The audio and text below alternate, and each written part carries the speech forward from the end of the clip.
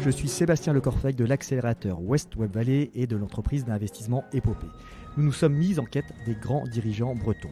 Nous gardons les mêmes fondamentaux pour cette saison 2, vous raconter leur épopée entrepreneuriale, quels ont été leurs parcours, comment ont-ils innové, ils sont à un moment de leur vie où ils souhaitent transmettre leur savoir. L'épopée de Hugues Mély de Niji, c'est maintenant. Hugues, salut, merci d'avoir accepté mon invitation afin de revenir sur ton épopée. En quelques mots, tu es né en Alsace en 1966. Après une scolarité à Strasbourg, tu intègres Sup Télécom Paris. Et en 88, en tant que jeune ingénieur, tu rejoins le service public. Tu deviens fonctionnaire des postes et télécommunications, aujourd'hui à Orange, d'abord en Égypte, puis à Paris. Dans le privé, tu es notamment passé par chez Sema Group, mais ton ambition était de devenir ton propre patron. En 2001, tu rejoins Rennes pour créer Niji dans le but d'accompagner la transformation numérique des entreprises de tout secteur économique et de toute taille. Parmi tes clients, la société compte des mastodontes comme EDF, Alstom, la SNCF ou Orange. 21 ans plus tard, Niji représente plus de 900 emplois entre Rennes, Issy-les-Moulineaux, Nantes, Lille, Lyon et Bordeaux et affiche un chiffre d'affaires avoisinant les 100 millions d'euros. Et toi, Hugues, connaissant ton esprit de contradiction, je ne pense pas que tu te présenterais ainsi. Bonjour Sébastien, si probablement tout ce que tu as dit me va très bien. J'ajouterais que je suis profondément amoureux de la chose entreprise. La chose entreprise me fascine et c'est pour ça que j'ai finalement opté pour la création d'une entreprise. Je suis aussi extrêmement intéressé par la relation humaine. J'aime fondamentalement les gens, j'aime construire des liens, jeter des passerelles entre les gens. Je suis bien sûr breton d'adoption, il faut le dire, mais probablement plus chauvin pour la Bretagne que bien des Bretons. Je suis globalement curieux et en général finalement passionné par ce que font les autres, donc toujours en quête de les comprendre et d'aller vers eux. Ouais. Et justement, ce parcours qui est hyper riche, on va revenir là-dessus tout au long de l'interview, mais quelles sont les dates clés ou les rencontres clés de ton parcours ? Je pense, tu l'as dit tout à l'heure, le choix de quitter assez vite la fonction publique dans laquelle je m'étais engagé pour rejoindre finalement le monde de l'entreprise. C'est ma groupe, tu l'as cité, de rencontrer un patron absolument exceptionnel qui est aujourd'hui toujours administrateur de Niji, de l'entreprise que j'ai créée, qui m'a permis de m'émanciper très vite, d'avoir très vite des fonctions intéressantes, des jobs de responsabilité. Ce choix, effectivement, en juin 2001, de quitter cet univers des grandes maisons, où je me disais régulièrement que si j'étais le patron, je ferais autrement pour, à mon tour, finalement, créer une entreprise qui était finalement aussi le prétexte à revenir en Bretagne, puisque j'avais fait le choix de quitter Paris et de venir, plutôt que de revenir m'installer en Bretagne, où je venais déjà très régulièrement, où j'avais construit des réseaux d'amitié de longue date, donc 2001 bien sûr. Le 12 septembre 2001, tout le monde se souvient de ce qu'il a fait le 11, premier jour d'existence officielle de Niji. Et puis après, ces 20 ans qui passent très très vite. Il y a probablement quelques dates clés, je ne m'en souviens pas nécessairement, mais ça passe très vite. Et peut-être le fait d'avoir fait monter à bord fin 2014 un directeur général délégué, Jérémy Manigne, qui me permet finalement aujourd'hui de prendre plus de recul sur le développement de l'entreprise et d'avoir la garantie d'une exécution parfaite au quotidien. Une entente très complice entre nous deux et du coup la possibilité d'envisager des développements extrêmement puissants. Et Niji, alors justement, ça fait quoi ? Niji, c'est à la fois un cabinet de conseil, c'est une agence de design et c'est une entreprise de services numériques dans l'acceptation par défaut très technique que l'on a de l'entreprise de services numériques. Donc, c'est une entreprise de conseil, de design et de technologie qui, du coup, accompagne la transformation numérique, la transformation digitale, c'est pareil, d'entreprises de tout secteur, de toute taille, tu l'as dit tout à l'heure. Donc, c'est vraiment accompagner nos clients sur l'impact du numérique au niveau de leur stratégie, leur raison d'exister, la mission qu'ils se donnent, leurs propositions de valeur, les modèles économiques vers lesquels ils doivent aller, les partenariats stratégiques qu'ils doivent construire, mais aussi l'impact du numérique sur leur développement commercial, le développement de leur vente, la connaissance de leurs clients, la possibilité de connaître et d'interagir avec les utilisateurs finaux de leurs offres de produits et services. Et puis, enfin, l'impact du numérique sur l'organisation interne de ces entreprises, amener ces organisations vers plus de transversalité, plus de porosité, plus de transparence, plus d'agilité, à l'image un petit peu de ce que le numérique nous amène dans nos vies privées finalement et qu'on est en droit d'attendre dans l'entreprise. Et pour finir, l'impact du numérique sur les machines, sur les usines, sur l'industrie, ce qu'on appelle parfois l'industrie du futur. Et cela, on le travaille avec l'ensemble des acteurs de l'entreprise, depuis les actionnaires, la gouvernance, la direction générale, les fonctions business, les métiers, les opérationnels sur le terrain, les managers de ces opérationnels, bien évidemment les gens en charge des technologies de l'information et de la communication, du digital. Et on ne s'arrête pas aux idées. On va jusqu'à la concrétisation de ces idées, parce qu'on maîtrise les technologies, parce qu'on sait conduire des projets en engagement de résultats, on sait livrer des solutions opérationnelles, et on a fait ce choix très original en 2007 de développer une activité de design au sens fondamental du terme, c'est-à-dire mettre l'utilisateur au cœur de tout, ce qui paraît simple à dire. C'était précurseur. Mais qui est beaucoup plus compliqué à faire, et c'était effectivement précurseur. Et peut-être aurais-je pu te répondre tout à l'heure dans les dates clés finalement que je retenais, que 2007, le moment où j'ai décidé de lancer le design, en découvrant les nouvelles interactions que nous proposait l'iPhone, était une date clé, parce qu'effectivement le design est devenu totalement central dans notre développement, et il est central dans ce que peut être l'acceptation par les gens, par les utilisateurs, de tous les dispositifs numériques qui sont mis à leur disposition aujourd'hui. Voilà. Donc Niji, c'est, je dis parfois, c'est cette fratrie. Ce sont ces trois enfants, 16, 18 et 20 ans. L'aînée a fait le choix de faire une prépa commerce et de faire une école de management, et elle démarrera probablement sa carrière dans un cabinet de conseil. Le second, il est en prépa scientifique, il rêve de faire une école d'ingénieur et de devenir l'un des meilleurs développeurs chez Google ou ailleurs. Et puis la petite dernière, elle regarde les deux aînés, elle se dit, moi je veux pas faire ce qu'ils font, je sais pas ce que je veux faire, mais je sais ce que je veux pas faire. Et elle ira probablement à l'université. Elle s'intéresse énormément aux gens, à la diversité, aux relations humaines. Elle fera de la sociologie, de la psychologie, elle ira peut-être vers l'anthropologie, et elle se retrouvera dans une agence de design. Et pourtant, ces trois gamins qui ont une conception de la vie très différente, des choix scolaires quasi orthogonaux, eh bien, ils sont frères et sœurs, ils sont bras dessus, bras dessous, ils ont les mêmes parents, ils ont la même ADN familiale, ils ont grandi sous le même toit, ils prennent plaisir à se retrouver dans la maison familiale, bras dessus, bras dessous quand c'est pour la famille. Eh bien, Niji, le conseil, le design et la technologie, c'est un peu ces trois enfants qui sont différents mais qui s'aiment par-dessus tout et qui ont une ADN commune à offrir à ses clients. Et il n'y aurait pas un quatrième et un cinquième enfant entre Kurmi et puis la dernière autour de la cyber, Imenetti? Oui, alors c'est une bonne remarque. On aime beaucoup l'intrapreneuriat chez Niji. On aime permettre aux gens qui ont des idées de les développer. Et donc effectivement, en 2009 et 2010, on a incubé, c'est-à-dire qu'on a prélevé, si je puis dire, sur l'organisation de Niji, quelques consultants, quelques designers et quelques ingénieurs,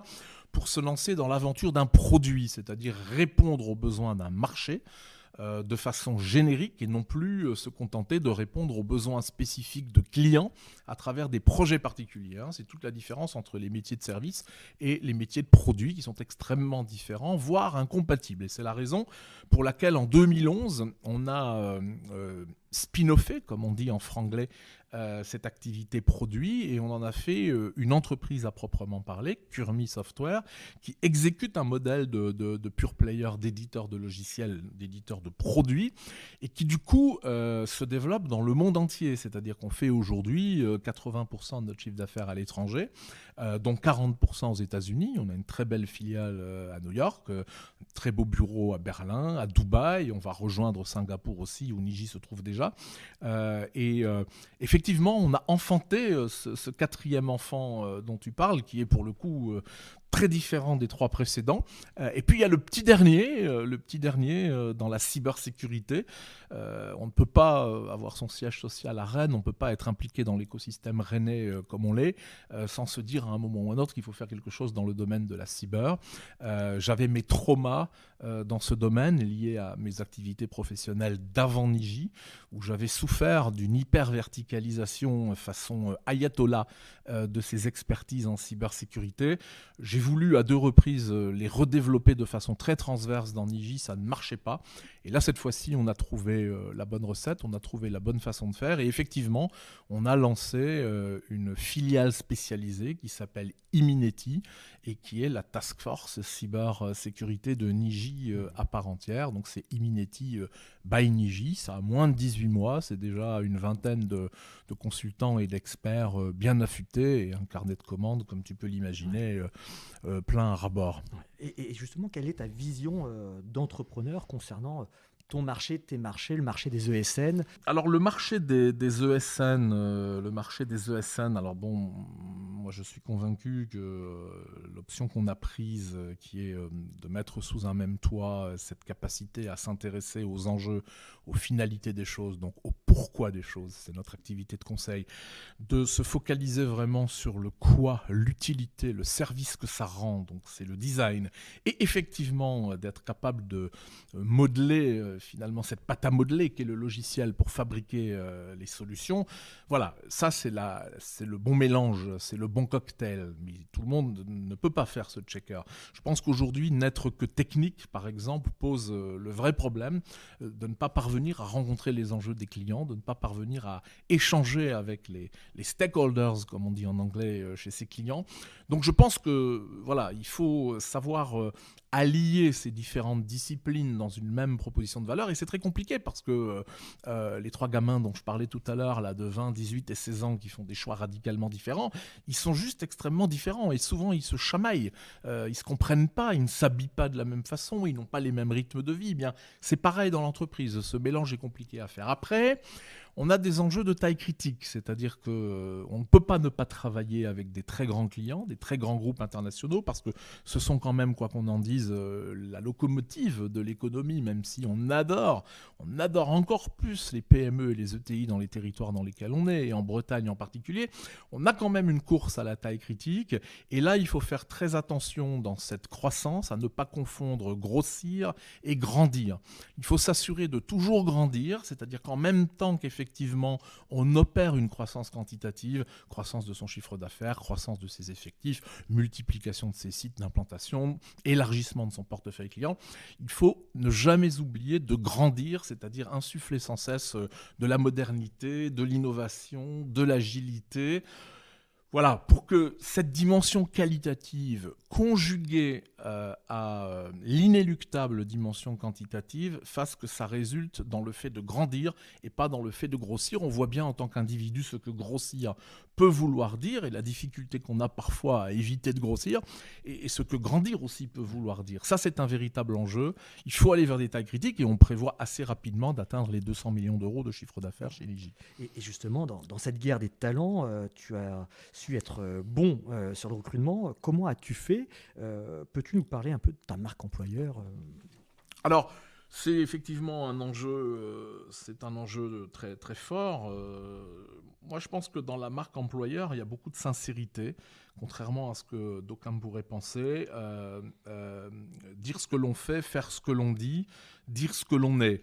Les 4 valeurs de l'entreprise, et elles ne sont pas là juste pour faire beau sur un site web, c'est la performance, c'est la bienveillance, c'est l'audace et c'est les talents, et bien avant qu'on appelle les ressources humaines des talents.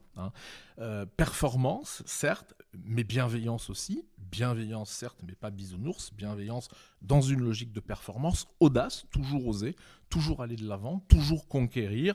Talent, parce que fondamentalement, nos métiers s'appuient sur des talents. Nos métiers ne sont rien s'il n'y a pas les talents. Bon, si on est ça profondément dans son quotidien, alors c'est très facile de le dire et c'est très crédible de le dire et les oreilles dans lesquelles ça tombe l'entendent de la bonne façon.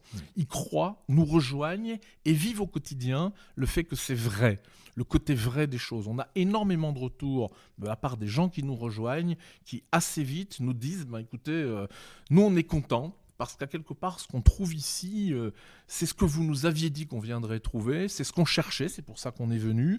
Et du coup, on va faire venir d'autres gens. On a plus de 50% de cooptation chez Niji.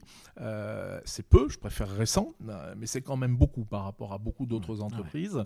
Voilà, donc c'est de l'engagement dans les technologies, parce que dans nos métiers technologiques, les gens viennent chercher la possibilité de travailler les technologies les plus avancées, les technologies les plus pointues, donc la tech. On a des gens qui aiment la tech, qui sont passionnés par ça, et si on leur demande de travailler dans des environnements du passé, ça ne le fait pas.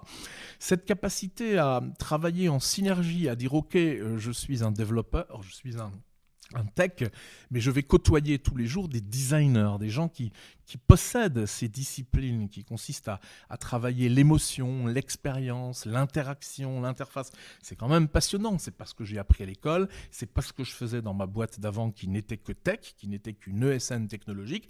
Là, je côtoie quotidiennement des designers, et c'est pas 2-3 freelances qui se baladent dans les couloirs, c'est 160 personnes chez Niji. Et puis, les consultants qui sont au quotidien au cœur de l'évolution des marchés et des métiers de nos clients et qui amènent à quelque part aux ingénieurs, aux développeurs, la compréhension des finalités de ce qu'ils font et qui réciproquement apprécient énormément de pouvoir travailler dans une entreprise où on n'en reste pas au conseil, c'est-à-dire qu'on n'en reste pas à la recommandation, on n'en reste pas à l'idée pour laquelle on est payé, mais on peut voir cette idée se concrétiser parce que l'entreprise va plus loin que de conseiller. Elle réalise, et elle réalise en mettant l'utilisateur au cœur de tout, et on sait tous en tant qu'individu que l'utilisation d'une application, par exemple sur un mobile ou sur un site web, une application dont on sent qu'elle a été faite pour nous, on a l'impression qu'elle a été faite exactement pour soi-même, c'est quand même beaucoup plus agréable, on y revient beaucoup plus souvent que quand on doit utiliser une application dont l'interface est désastreuse, l'ergonomie totalement absente. Donc, incontestablement, le One Niji, cette promesse d'avoir le conseil, le design et la technologie, pour chacun des acteurs spécialisés dans chacune de ces 3 activités, c'est une forte valeur ajoutée. Et on est extrêmement crédible de dire que ce One Niji fonctionne. Pourquoi ? Parce que nous n'avons fait que de la croissance organique jusqu'ici. Nous n'avons pas fait de croissance externe. Donc nous ne sommes pas une entreprise de technologie qui a racheté un cabinet de conseil en se disant que ça lui permettrait de remonter un peu dans les niveaux d'interaction chez les clients. Nous ne sommes pas un cabinet de conseil qui a racheté une agence de design en se disant que ça lui permettrait de prendre les problématiques clients par le bout de l'utilisateur et pas seulement des process. Non, nous sommes une famille avec ces 3 ados qui ont grandi ensemble dans leur diversité et dans leur complémentarité. Et justement, revenons un tout petit peu encore sur les talents. Tu as quelques-uns qui ont décidé de voler de leurs propres ailes. Je pense à Flugger, Digital for Better ou Léo Caire. C'est des gens que tu as trouvés très tôt et qui ont aujourd'hui des parcours assez magnifiques. Je pense à Léo Caire qui a fait une levée notamment de 100 millions d'euros dans le domaine des AssureTech.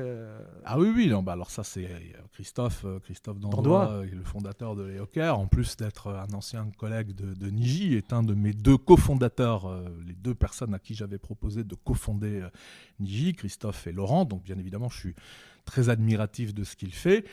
Et Niji a été une vraie rampe de lancement pour lui, parce qu'au passage, il s'occupait du secteur des assurances, de la banque et des assurances, mais qui était pendant longtemps, et notamment à l'époque où il s'en occupait, très tiré par les assurances. Donc Niji lui a permis de découvrir, de comprendre, d'affiner les enjeux de transformation du monde de l'assurance. Niji lui a permis de ne pas en rester à l'idée de cette transformation, mais d'acquérir les technologies permettant de faire cette transformation.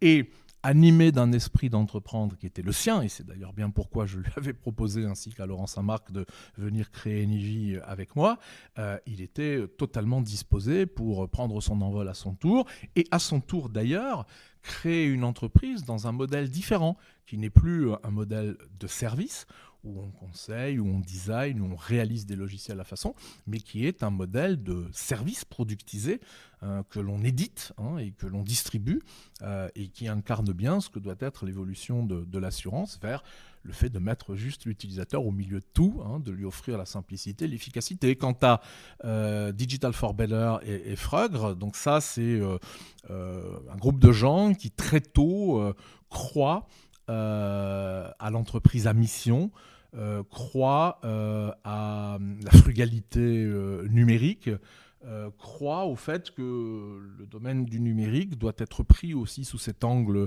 de contribution aux enjeux environnementaux et décide pour le coup de créer une entreprise autour de ça. On a beaucoup discuté à l'époque de l'opportunité de la créer ou pas dans l'univers Niji, l'opportunité que Niji y soit associé ou pas.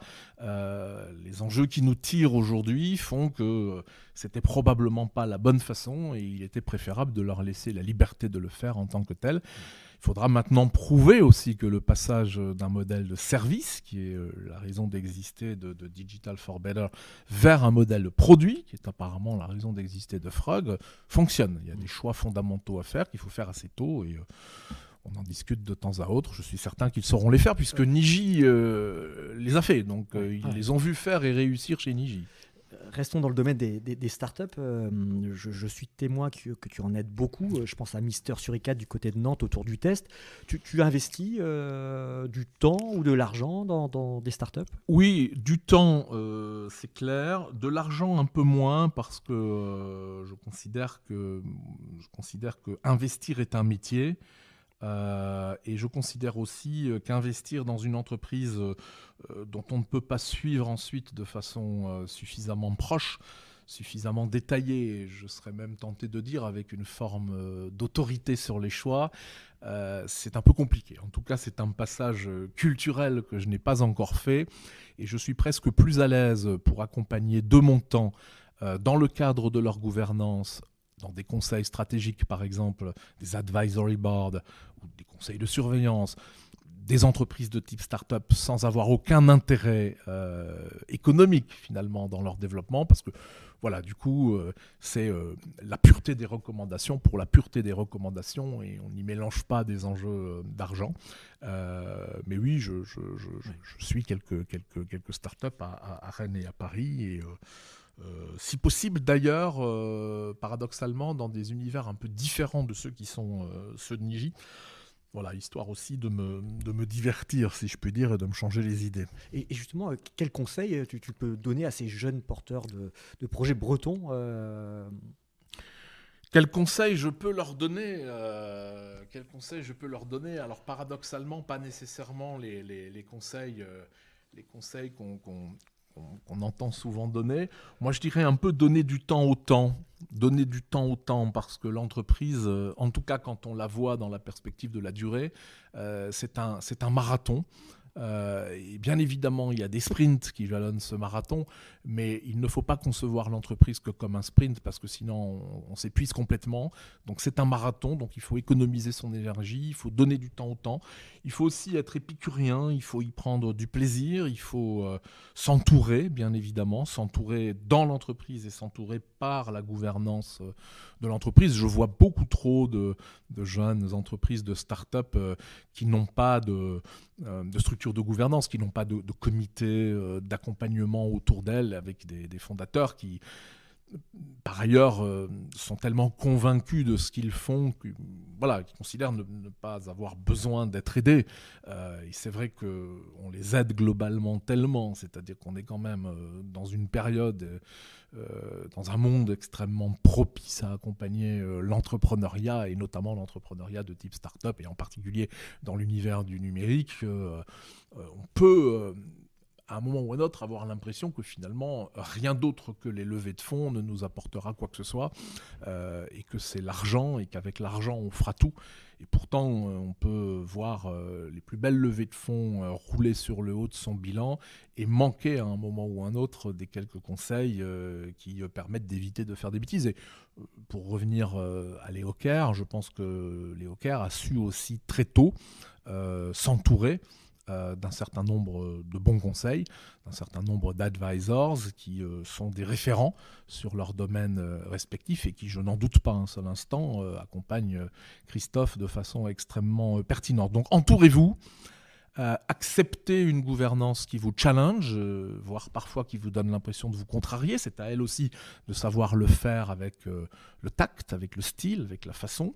Une fois de plus, quand on est dans la gouvernance d'une start-up, on n'est que conseiller, on n'est qu'advisor. On n'est pas nécessairement, on n'est pas à l'exécution, on n'a pas la responsabilité d'eux.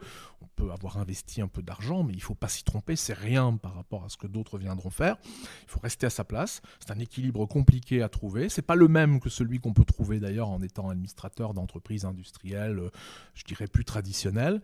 Et comme tu l'es aussi. Comme je le suis aussi par ailleurs, et comme d'ailleurs très honnêtement, fondamentalement, je préfère l'être. Moi, je suis fondamentalement beaucoup plus passionné par les entreprises de l'économie qu'on se croit obligé de qualifier aujourd'hui de traditionnelles, voire parfois d'anciennes. Moi, j'aime profondément les PME, les ETI de nos territoires, parce qu'elles ont un rôle multigénérationnel souvent dans le maintien d'une cohésion sociale économique à l'échelle du territoire. Ces entreprises, dans la ruralité des territoires, sont les garantes de l'équilibre socio-économique des territoires et ça c'est extrêmement beau, c'est extrêmement noble. Leur développement s'inscrit toujours dans le temps. J'ai parlé d'entreprises multigénérationnelles, d'entreprises familiales. Et ça me passionne complètement, d'accompagner ces boîtes dans le temps, c'est passionnant et c'est très enrichissant. Et justement, si on parle des aînés du Club des 30, cette jeune génération, on va dire, versus cette génération d'entrepreneurs exceptionnels, tu as un mot à dire là-dessus. Je me souviens d'avoir lu dans le Télégramme et je partageais ta vision. Tu disais, à côté de ces gens-là, nous sommes des nains. Oui, enfin c'est sûr que voilà, les aînés du Club des 30, les plus emblématiques et les plus puissants, je dirais, à quelque part, de nos entrepreneurs de Bretagne et des Pays de la Loire, en l'occurrence, puisque le Club des 30 rayonne sur le Grand Ouest. C'est impressionnant de voir ce que ces gens sont parvenus à faire. Sur des temps très courts, on a des groupes qui capitalisent, qui cumulent plusieurs milliards de chiffres d'affaires, qui sont totalement internationaux, qui sont encore largement maîtrisés sur un plan capitalistique et stratégique, qui continuent à innover, dont parfois les successions sont travaillées, prévues, anticipées, donc zéro risque, c'est pas toujours le cas, me semble-t-il, mais oui, ça force le respect et ces gens continuent à conserver du temps, de l'attention pour leur territoire, le territoire dans lequel ils ont grandi, dans lequel ils ont investi, donc respect parce que je dis parfois qu'Engie, ça fait quand même déjà 20 ans, on a passé le cap de nos 20 ans en septembre dernier, alors ok, c'est génial, on a développé une entreprise de plus de 100 millions, qui emploie plus de 1000 personnes, qui a plus de 300 clients, enfin, c'est extraordinaire. Oui, mais enfin bon, d'aucuns pourraient dire qu'on s'est un peu tourné les pouces quand même, parce que 20 ans, c'est une tranche de vie. Et je dis parfois que moi, quand j'ai entrepris Niji, j'étais dans ma 35e année. Aujourd'hui, j'ai passé mes 55 ans. 20 ans dans cette période de vie, on peut parfois avoir l'impression d'y avoir passé sa vie, d'y avoir consacré sa vie. Parce que, contrairement à d'autres, je n'ai pas démarré l'entreprise à 20 ans et je n'en ai pas 70 aujourd'hui. Et pourtant, je peux avoir l'impression d'avoir passé ma vie dans Niji et de n'avoir fait qu'une entreprise de 100 millions qui emploie 1000 personnes. Et donc, c'est rien du tout par rapport aux grandes ETI dont je ne citerai pas les noms, mais on pense tous au même. Donc je dis respect, et nous sommes des nains, et nous ne les rattraperons pas, accessoirement. Donc, et justement, parmi ces gens-là, tu as quelques-uns, tu me conseilles de les inviter à ce podcast ? Bah écoute, je dirais que tu en as déjà reçu pas mal. Moi, je peux citer quelques personnes qui me font vibrer. Bon, moi, il y a par exemple un couple d'entrepreneurs octogénaires, Monique et Joël Renaud, qui ont cofondé, couple d'ingénieurs, Deltador. Il y a plus de 50 ans, on aurait dû fêter les 50 ans de Deltador en 2019. La Covid en a décidé, en 2020, pardon, la Covid en a décidé autrement. Moi, je suis complètement fasciné par ce couple entrepreneur complètement emblématique de l'électronique appliquée à la transition énergétique. Ça fait 50 ans que Monique et Joël nous parlent de transition énergétique et je suis fasciné par la force de leur union. C'est peut-être un peu intime ce que je dis là, mais tout ce que ça apporte en solidité à l'entreprise pour traverser des périodes qui ne sont pas toujours simples.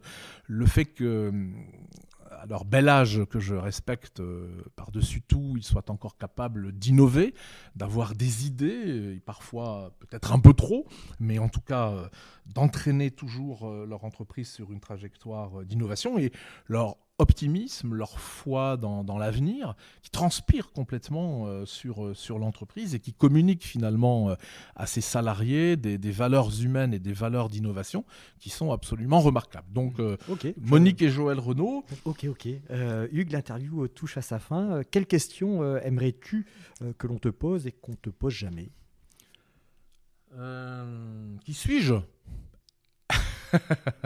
Qui suis-je ?